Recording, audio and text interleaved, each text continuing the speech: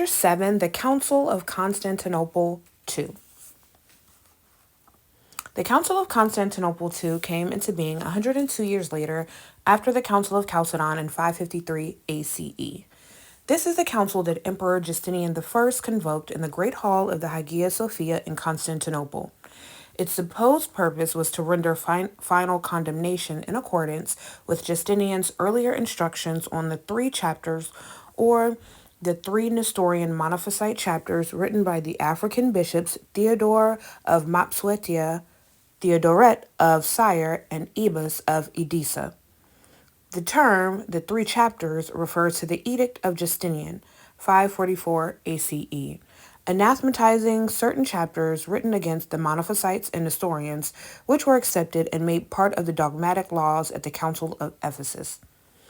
In 542 ACE, Theodore Ascetus, a Diophysitic Melkite Coptic Egyptian Christian and an advisor to Justinian, counseled Justinian that by condemning the three deceased bishops, he would gain favor and cooperation with the Monophysites, and at the same time cause distress and resistance from the person, Papa Vigilius, who had ecclesiastical authority in the Melkite community and the Hagia Sophia due to the donation of Constantine.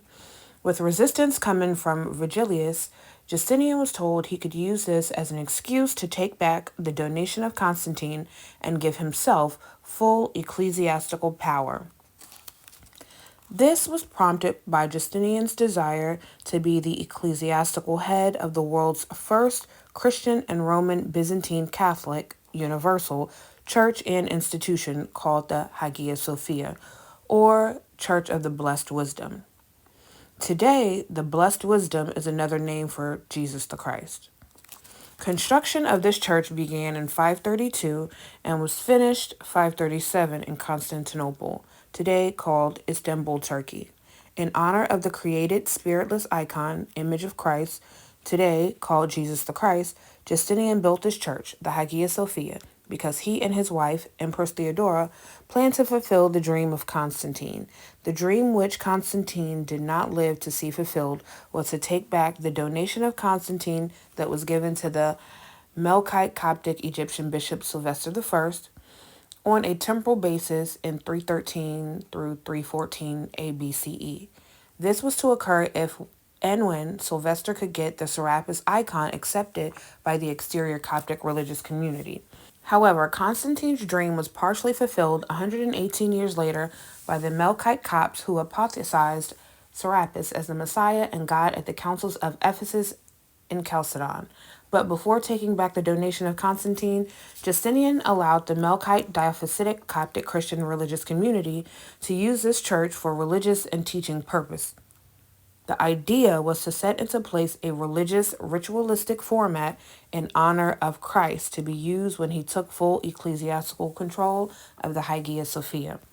This was first done by creating oral florilegia narrative homilies concerning Christ, and was aided by them creating other rituals such as the ritual of offering bread and wine as the body and blood of Christ, and calling it the consecrated Eucharist.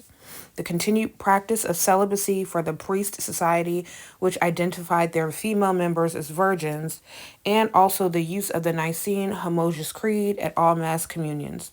All of the aforementioned rituals that were first created by the Coptic African Melkite Christians are used today in the Roman Catholic Church. After this was done, Justinian decided that the Melkite Copts were no longer needed. He began to usurp their power of religious authority. This usurped power has continued and is used today by the Roman Catholic Church and the Vatican. At the close of the Council of Constantinople II, Justinian began to practice Caesaropapism and took on the role of pope with full ecclesiastical authority. Thus, in essence, he became the world's first European pope of the world's first Christian church, the Hagia Sophia, and the protector of the Melkite Coptic religious community. He did not hesitate to repress Arianism. He began to assert himself as the all-sufficient master of the political and ecclesiastical world that he ruled. He began a ruthless campaign to take back the donation of Constantine by eliminating bishops, clergy, and religious nonconformists from the Melkite and exterior Coptic religious communities.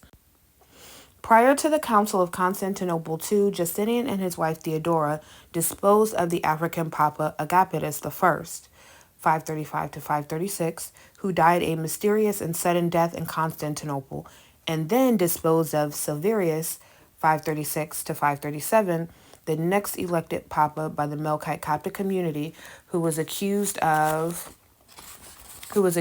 treason. This was all being done because Justinian wanted ecclesiastical authority when he completed the building of the Hagia Sophia in 537. He also disposed of the world's first person to have the real, authentic title of Pope of the Roman Byzantine Catholic Church, the Hagia Sophia, with ecclesiastical authority. That person was Vigilius, 537 to 555. He was an African. Justinian disposed of Vigilius for not condemning the three Nestorian chapters and for not taking communion with the Monophysites. The reason Vigilius had objected to Justinian's interference in the affairs of the Coptic religious communities was on the grounds that Justinian's meddling went against the creed of the donation of Constantine. For these and other reasons, Justinian disposed of Vigilius. In this attitude, Justinian reflected the principal power of the Byzantine imperial government. Ecclesiastical power outside of the emperor was now unthinkable. In the Christian context, he pushed this notion to its logical conclusion. Since all power was from God, Osiris, then he, as the so-called Christian emperor, enjoyed the fullness of power by so-called divine right. He was to exercise this divine right for the well-being of the empire and spread this man-made occult religion called Christianity throughout the world with himself as leader, pope, and vicar of Christ.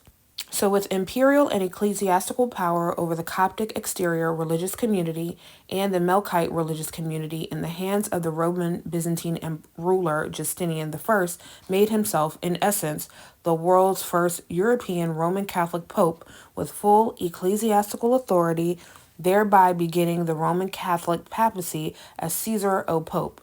He took full leadership of the Hagia Sophia, the world's first Christian and Roman Catholic church, and began to establish monasteries and churches throughout Constantinople and parts of Rome. He also elected figurehead powerless patriarchs from the African Diophysitic community, such as Pelagius I and John III, to sit in as the bishop of the Hagia Sophia. Thus far, in today's Roman Catholic Church, only European white men have been elected bishop of the spiritually dead world organization since moving to the Vatican in 1445. Consider all you have read in this book regarding the conquering Europeans and their influence and persuasion that helped develop the icon Serapis into Christ.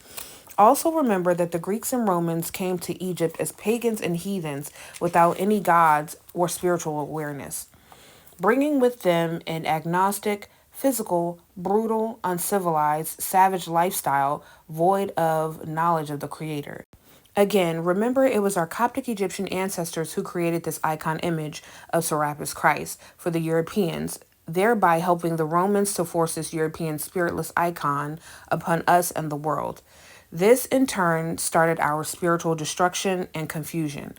I urge you to turn with yourself and use the spirituality that your Creator gave you at the time of your birth, thereby removing the need of a man-made religion. Note, the Melkite African Copts also created within the Hagia Sophia the world's first academic institution for the Europeans. Within this institution, the entire faculty was Coptic, Melkite, African Egyptians, thereby becoming the teachers of the Europeans in an organized institution. This institution, on the orders of Justinian and his wife Theodora, only allowed young males to enroll who took the oath of celibacy. The curriculum and teachings of the Melkite Copts at this institution is the most likely source of any factual information that may be available to us today about the ancient Egyptians of antiquity. Some of this information is available today and can be found in the Coptic Library and Museum in the Vatican in Rome. It should again be pointed out that Constantinople in northeast Africa was the place where the Europeans received their civilization, via the Teaching Institute of the Hagia Sophia and not in Greece. To further substantiate this point, I reiterate 1. The Greeks had no alphabet prior to coming into contact with the ancient Egyptians, and 2. The Greeks did not have any institutions in Greece during the time of antiquity.